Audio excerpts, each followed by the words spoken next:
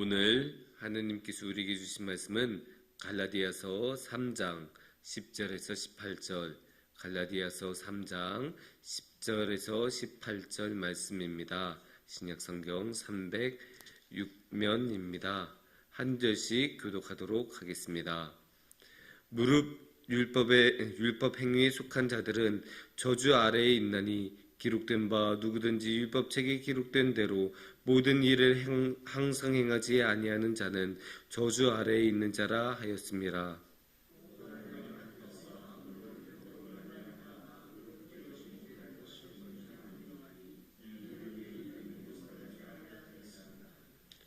율법은 믿음에서 난 것이 아니니 율법을 행하는 자는 그 가운데서 살리라 하였느니라.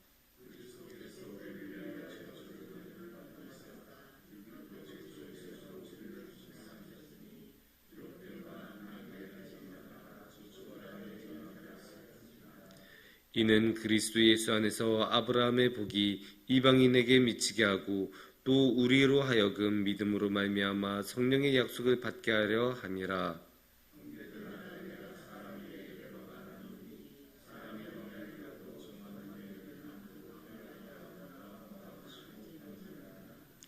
이 약속들은 아브라함과 그 자손에게 말씀하신 것인데 여럿을 가리켜 그 자손들이라 하지 아니하시고 오직 한 사람을 가리켜 내 자손이라 하셨으니 곧 그리스도라.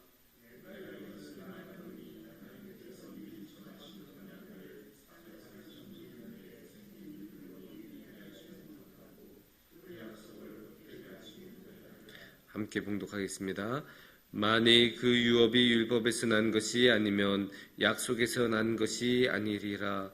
그러나 하나님이 약속으로 말미암아 아브라함에게 주신 것이라. 아멘. 옛날에 그리스 신화 중에서는 시지프스 신화라는 신화가 있습니다. 이 신화는 시지프스라는 한 사람에 관한 이야기인데요. 이 시지프스라는 사람은 아주 잔머리가 좋고 또 옛날식으로 말하지만 꾀가 많은 사람이었습니다. 근데 이렇게 좋은 머리를 가지고 좋은 데를 썼으면 얼마나 좋겠습니까? 그런데 이제 좋은 능력이 있는데 그거를 마음속에 있는 그런 나쁜 욕망하고 결합이 되다 보니까 그것을 어떻게 했냐? 계속 사기치는 데 쓰는 거예요. 사기치고 잔머리 굴려서 자신의 이득으로 딱 끌어당기고. 그런데 이것을 사람들 사이에서만 했으면 또 그냥 그러려니 하고 넘어갔겠지만 이 시지프스라는 사람은 심지어 신들에게도 사기를 치기 시작을 합니다. 그래서 여러 가지 한두 번이 아닙니다. 그래서 시지프스는 저승에서 탈출한 것만 해도 3번이라고 합니다. 그래서 예를 들어 대표적으로 장사를 지내지 않으면, 그리스 신화에서는 장사를 지내지 않으면 결정적으로 저승으로 들어가지 못한다. 이런 규칙인데 이것을 알고서 시지프스는 자신의 딸들에게 야, 내가 죽으면 절대로 장사를 지내지 마라. 신신당부를 한 탓에 3일 일리고 열흘 일리고 죽은 다음에도 장사를 안 지내는 바람에 어쩔 수 없이 신들이 그래 너 다시 돌아가라. 그렇게 해서 다시 이승으로 돌아오고 이거를 3번이나 반복하고 그게 끝나지 않는 기미를 보이니까 이 신들이 안 되겠다. 이 시지프스라는 사람은 저승에 들어왔더라도 그대로 내버려 두면 또 이상한 괴계를 부려서 이승으로 돌아갈지 모른다. 이렇게 결말을 내리고 형벌을 내립니다. 다른 생각을 하지 못하게, 다른 꾀를 부리지 못하게 끝없이 돌을 옮기게 해요. 그래서 이따만한 어마어마한 큰 돌을 준 다음에 이 큰 돌을 저기 저 높은 산 정상에 갖다 놔야 한다. 이게 이 시지프스라는 사람에게 주어진 형벌이었어요. 근데 이렇게만 들으면 별게 아닌 것 같잖아요. 물론 이제 큰 돌을 들고 간다는 게 무겁고 위험하고 힘든 일이긴 하지만 한 번 갖다 놓으면 끝나는 것 아닙니까? 그래서 이 시지프스가 뭐 하고 말지 하고 힘내게 뒤뚱뒤뚱 하면서 올라갑니다. 올라가서 이제 다 됐다 하고 드디어 산정상에 딱 올려놓는데 그 산정상에 그렇게 올려놓자마자 돌이 흔들 하더니 또 떼고 다음에 또 올라가서 갖다 놓으면 또 떼고 그렇게 해서 계속 산 정상에 올려놓기만 하면 굴러 떨어지는 돌을 이 신들이 개발을 해서 이 시지프스는 끝없이 산 정상에 돌을 올려놔야 하는 그런 상황이 되었다고 합니다. 이게 시지프스 신화라고 하고요. 그래서 서양권에서는 이뤄낼 수 없는 것, 절대로 해낼 수 없는 것을 대표하는 말로, 상징하는 말로 이 시지프스 신화를 사용하기도 합니다. 그런데 이렇게 인간의 힘으로는, 인간의 능력으로는 도저히 해낼 수 없는 것이 오늘의 말씀에도 나옵니다. 성경 말씀에도 나옵니다. 그게 무엇이냐면 바로 율법입니다.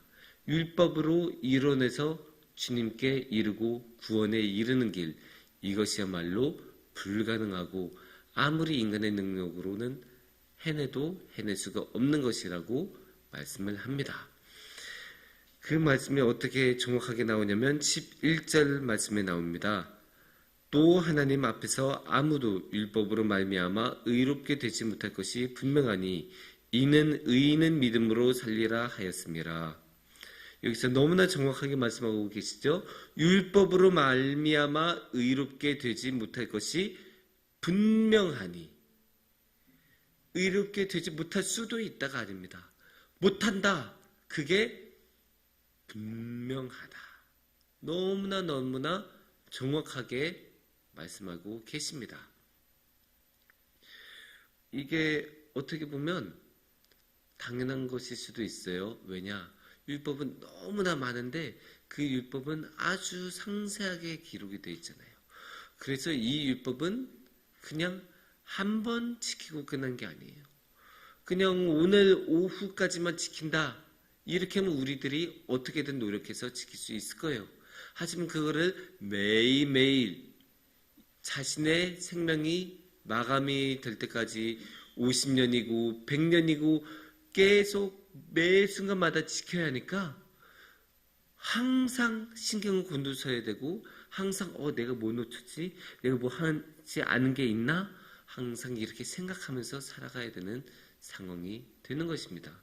그렇게 되니까 그거를 어떻게 하겠습니까? 사람이 매일매일 매 순간마다 1초 1초씩 다 그런 집중력을 살리면서 살아가는 것 어느 누구도 해낼 수 없는 일입니다. 그렇기 때문에 성경에서는 분명하게 이루지 못한다, 이루어지지 못한다라고 말씀하고 계십니다. 그런데 여기서 문제가 있습니다.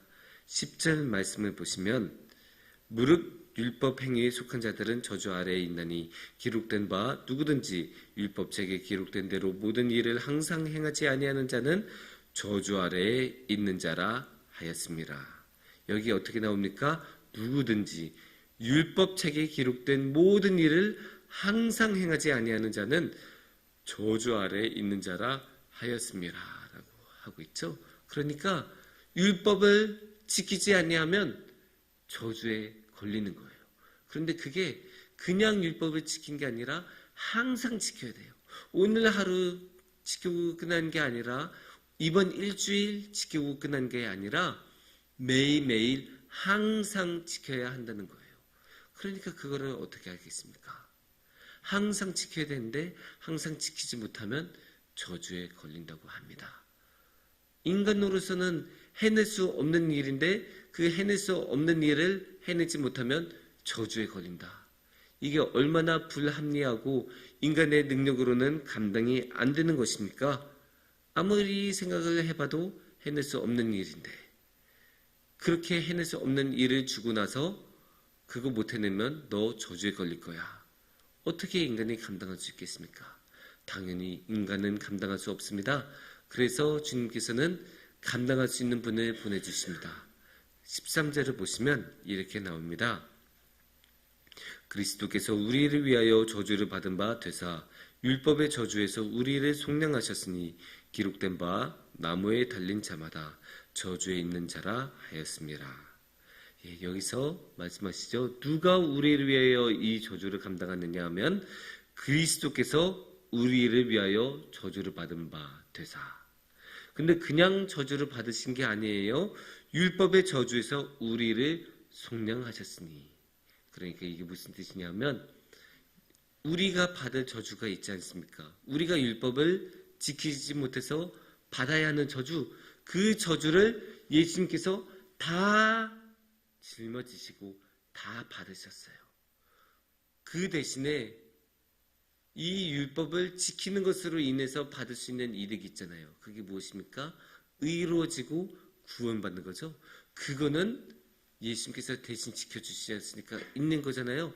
그것을 우리에게 주신 거예요. 이게 예수님의 놀라운 은혜입니다.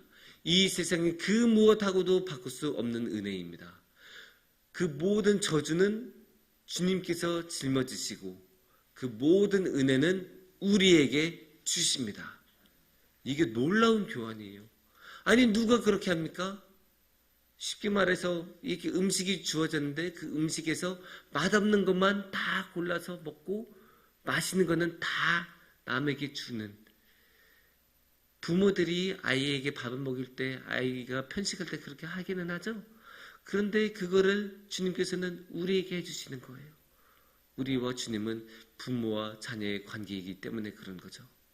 거기에 주님께서 드시는 이 음식은 그냥 콩밥에서 콩 골라 먹는 정도가 아니죠. 저주예요. 이 세상에 있는 가장 끔찍한 저주, 진노의 잔이신데 이 진노의 잔을 주님께서는 벌컥벌컥 아무런 주저함도 없이 기꺼이 드시고 그로 인한 구원과 은혜는 우리에게 주십니다. 이것이야말로 주님께서 우리에게 주신 복입니다. 그 복을 주님께서 어떻게 주시냐? 14절 말씀을 보시면 이는 그리스도 예수 안에서 아브라함의 복이 이방인에게 미치게 하고 또 우리로 하여금 믿음으로 말미암아 성령의 약속을 받게 하려 함이라. 그래서 이렇게 믿음으로 말미암아, 율법이 아니라 믿음으로 말미암아, 누구를? 예수님을 믿음으로 말미암아 성령의 약속을 받도록 해주신 거예요. 그런데 우리 같은 사람들이 얼마나 많았겠습니까? 유대인 출신이 아니었던 이방인들이 너무나 많았는데 그들은 원래 율법조차도 못 받았기 때문에 구원도 율법도 의로움도 받을 수가 없는 사람들이지만 누구를 통해서? 그리스도를 통해서 누구의 복을? 아브라함의 복을 주신다 하셨습니다. 이게 어떻게 가능하냐? 보면 약속이 있었기 때문에 가능합니다. 특히 16절 말씀을 보시면 이 약속들은 아브라함과 그 자손에게 말씀하신 것인데 여럿을 가리켜 그 자손들이라 하지 아니하시고 오직 한 사람을 가리켜 내 자손이라 하셨으니 곧 그리스도라. 누구를 통해서? 그리스도. 근데 그게 여러 명이 아니에요. 오직 한 명. 오직 하나. 복수형이 아니에요. 단수형이에요.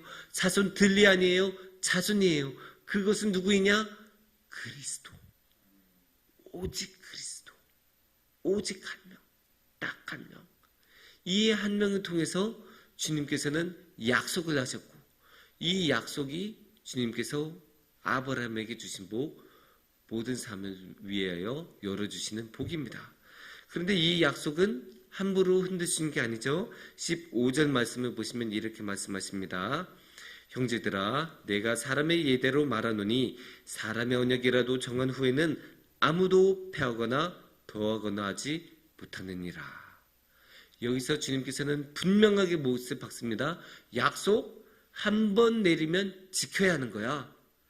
누가 함부로 거기에 뭐를 더하거나 없애거나 물을 수가 없어. 한 번 정해진 약속은 그대로 가는 거야 라고 예수님께서 말씀하십니다. 그러면 어떻게 되겠어요? 하나님과 우리 사이, 하나님과 아브라함 사이의 약속도 한 번 세워지면 흔들 수가 없는 거죠. 그냥 지키고 그대로 가는 거예요. 그래서 17절 말씀에서 이렇게 말씀하시죠. 내가 이것을 말하노니 하나님께서 미리 정하신 언약을 430년 후에 생긴 율법이 폐기하지 못하고 그 약속을 헛되게 하지 못하리라. 그러니까 하나님께서 아브라함에게 약속을 주셨죠. 그 다음에 430년이 흐른 후라는 것은 언제입니까? 출애굽 이후에요. 출애굽 이후에 하나님께서 십계명도 주시고 이렇게 하라 저렇게 하라 여러 가지 율법들을 주시지 않습니까? 그런데 이렇게 시기별로 보면 당연히 아브라함이 먼저고 430년 후에 출애굽 이후에 모세에게 주신 율법들이 생기는 거죠. 그런데 이게 훨씬 더 이전이었으니까 아브라함이 훨씬 이전이었으니까 이때 주신 약속이 있는데 뒤에 생긴 율법으로 이 약속을 없앨 수 없다라고 지금 말씀하시고 있고 아까 뭐라고 말씀하셨어요? 한 번 생긴 약속, 한 번 정한 약속은 함부로 흔들 수 없다. 그래서 이 약속은 무조건 가는 거니까 걱정하지 마라. 아무리 율법이 중요하다고 해도 이 율법보다 이 약속이 먼저 생긴 거고 이 먼저 생긴 약속은 끝까지 간다. 그래서 18절 말씀에서 이렇게 말씀하십니다. 만일 그 유업이 율법에서 난 것이면 약속에서 난 것이 아니리라. 그러나 하나님이 약속으로 말미암아 아브라함에게 주신 것이라. 이렇게 약속으로 주신 거니까 걱정하지 마. 이 약속은 흔들리지 않아. 이 약속은 율법보다 먼저 난 것이야. 이 율법보다 먼저 난 이 약속, 믿음으로 받은 약속. 이게 예수님을 가리키고 있고 이 예수님께서는 모든 저주, 율법의 저주에서 우리를 해방시켜 주시고 우리에게 구원을 주십니다. 그게 오늘의 말씀의 핵심이고 오늘의 말씀의 핵심 중의 핵심, 주님께서는 우리 대신에 모든 율법의 저주를 짊어지신 대신에 우리에게 그 모든 복을 주십니다. 이 복은 예전부터 아브라함에게 주어진 약속이고 이 약속을 신실하신 하나님께서는 반드시 지키십니다. 그래서 이 약속을 굳게 믿고 굳게 붙잡고 주님의 신실하심을 의지하여 나아가는 우리 성도님들이 되시기를 바랍니다. 함께 기도하겠습니다.